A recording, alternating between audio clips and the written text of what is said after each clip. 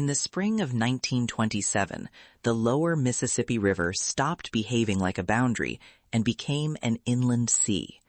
Rain had fallen across the basin for months, pushing tributaries into levees that were trusted as symbols of progress. Planters, towns, railroads, warehouses, and sharecropper cabins depended on those earth walls. Engineers had promised that stronger levees could force the river to obey. By April, that promise was soaked through.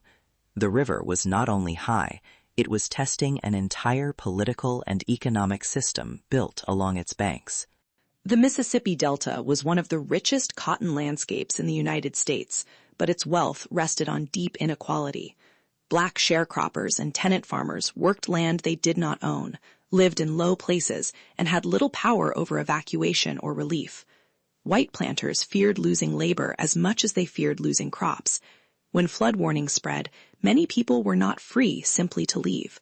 The disaster, therefore, began before the levees broke, inside a system where race, debt, land, and authority decided whose safety mattered first. Levees had shaped the region for generations. They protected farms and cities from ordinary floods, but they also narrowed the river and raised the stakes of failure. Each improvement encouraged more settlement behind the wall. Each new crop and railroad line increased pressure to keep the water confined. The engineering logic was understandable, but it created a dangerous confidence. When people say a levee protects a town, they may forget the other meaning. It also stores fear at the edge of daily life. In 1927, that stored fear arrived.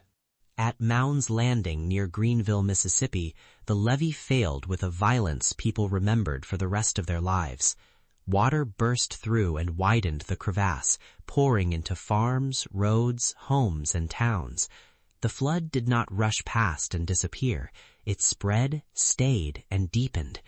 Families climbed onto roofs, trees, rail embankments, and improvised platforms. Livestock drowned. Tools, bedding, food, and seed were lost. A landscape that had been measured in fields became measured in rescue routes and water lines on walls. Greenville became one of the most powerful symbols of the flood. Thousands of refugees, many of them black, were concentrated on the levee under armed supervision. Relief camps were presented as order, but many survivors experienced them as coercion. Food, transport, medical care, and movement were controlled by authorities, who also served planter interests. The flood exposed more than hydraulic failure. It exposed the social architecture of the Delta, where emergency management could become a way to preserve labor arrangements rather than protect people equally. The flood stretched across several states, affecting Arkansas, Mississippi, Louisiana, Tennessee, Missouri, Illinois, Kentucky, and beyond. Towns became islands. Rail lines vanished underwater. Boats moved through streets. Families waited days for help, surrounded by snakes, contaminated water, ruined crops, and the smell of death. The scale was difficult to grasp because it was not one shattered city. It was a regional catastrophe unfolding across hundreds of miles. The river connected distant places through disaster, just as it had connected them through trade. Herbert Hoover, then Secretary of Commerce, became a central public figure in relief. He organized committees, publicity, supplies, and cooperation with the Red Cross. His flood work helped build the reputation that carried him toward the presidency. Yet the relief story was uneven. National newspapers praised efficiency, while black newspapers and local witnesses described abuse, forced labor, inadequate food, and racist control in camps. The same emergency could look heroic from Washington and humiliating from a levee where armed guards decided whether a family could board a boat. Photographs from the 1927 flood are essential evidence because they show water turning ordinary life into a floating ruin. Houses sit up to their windows in muddy water. Families crowd onto narrow high ground. Boats pass where roads used to be. Relief workers distribute supplies, while refugees stare back at cameras with exhaustion rather than drama. These images matter because floods are often described as natural. The photographs show nature, but they also show choices. Where people lived, who had transport, who controlled food, and who was left waiting.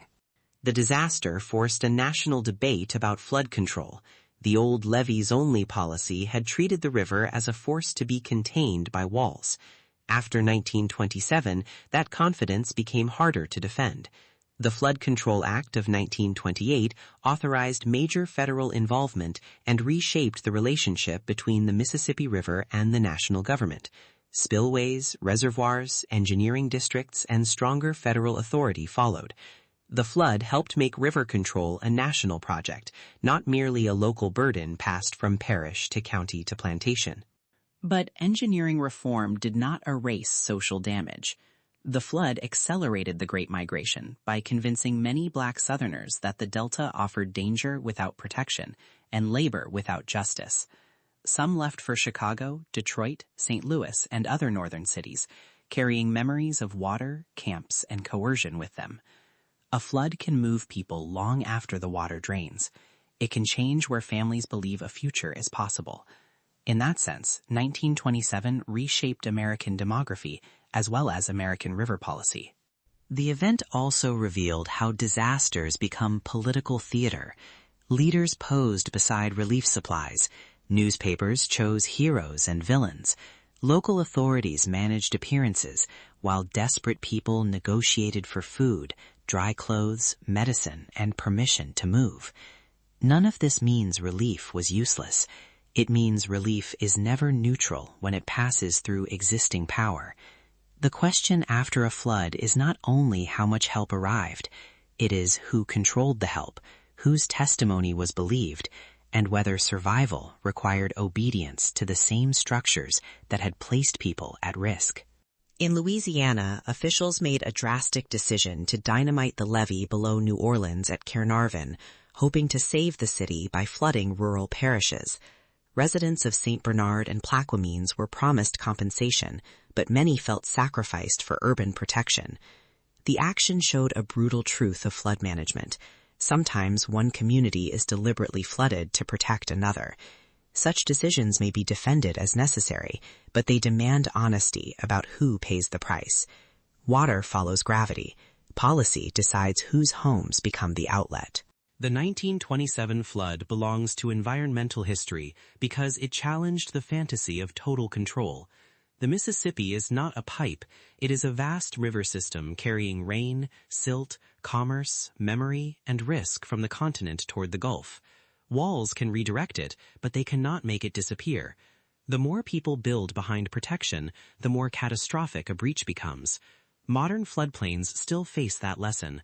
Development, climate extremes, aging levees, and political pressure can combine into confidence that lasts exactly until the water rises higher than expected. The flood also belongs to the history of race in America. Black communities supplied much of the labor that built and maintained the Delta economy, yet many were denied equal rescue, equal relief, and equal freedom of movement. Their suffering was not an accident beside the disaster. It was part of how the disaster worked. To tell the story only as rain and levees is to miss the human system behind the hydraulic one. The river exposed a hierarchy that had already been there, dry and ordinary, before the water came. When the water finally receded, it left mud, disease, ruined crops, destroyed homes, and arguments over compensation. Some people rebuilt, others left. Levee lines changed, federal power expanded, and political reputations rose. Yet the deepest lesson remained uncomfortable. Protection can create dependence on institutions that may fail or discriminate. The Delta had been told to trust walls, engineers, planters, and officials. In 1927, many survivors learned that trust must be inspected as carefully as any levee. A flood control system is also a social contract. Today, the Great Mississippi Flood of 1927 warns every river city and every low-lying community that disaster is never only a matter of weather. It is maintenance, land use, inequality, evacuation, public truth, and memory. The river that covered the Delta did not simply invade a prepared world. It revealed how unprepared that world was for the people with the least power. The water is gone, but the question remains. When protection is promised, who is actually protected?